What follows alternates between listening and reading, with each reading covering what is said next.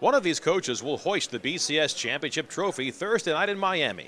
But Florida coach Urban Meyer believes his counterparts at Utah, Texas, and USC should continue making their case for their teams to be recognized as national champions. That's absolutely what they should do. I got news. If I'm representing the University of Florida and I'm an employee of the University of Florida and I represent my players, most of all, I'm going to fight like a dog to take care of them. USC's Pete Carroll objects with the system and chooses not to vote in the coaches poll, but he contends the Trojans are the best in the nation. Texas coach Mack Brown and Kyle Whittingham, coach of undefeated Utah, have made it clear they'll vote their teams #1, regardless of what happens on the field when the Gators meet the Sooners. While Meyer supports his coaching brethren, he feels strongly that lobbying in its current system is necessary. You don't really understand the whole mechanics, investment, and passion that these coaches have. If a coach would win a game, go 13-1, or a Utah team, and not fight for their players, that's not a good coach.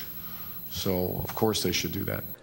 Like #2 Oklahoma, the top-ranked Gators also have one loss. The same is true for USC, as well as Texas. But the Longhorns beat the Sooners in their annual Red River Shootout. My personal opinion is that Texas actually has the best claim, because you can make a good argument Texas should be here over Oklahoma. And they all have pretty good complaints. Utah's the only undefeated team. USC is awfully dominant.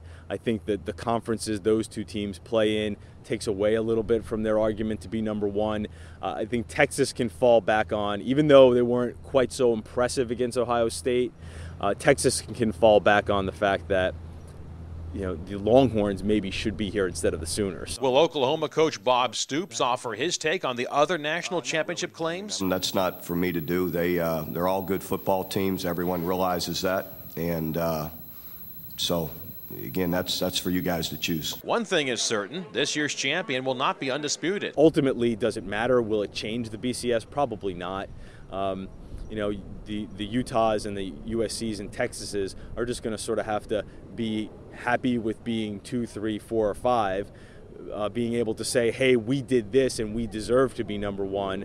But ultimately, the BCS is going to go about its business. We're no closer to a playoff, and we'll start again next year and be looking for the next controversy. There are even arguments about Thursday's game. Chiefly, can Florida's 8th-ranked defense stop Oklahoma's record-smashing offense? Covering the BCS championship in Fort Lauderdale, John Klobuchar, The Associated Press.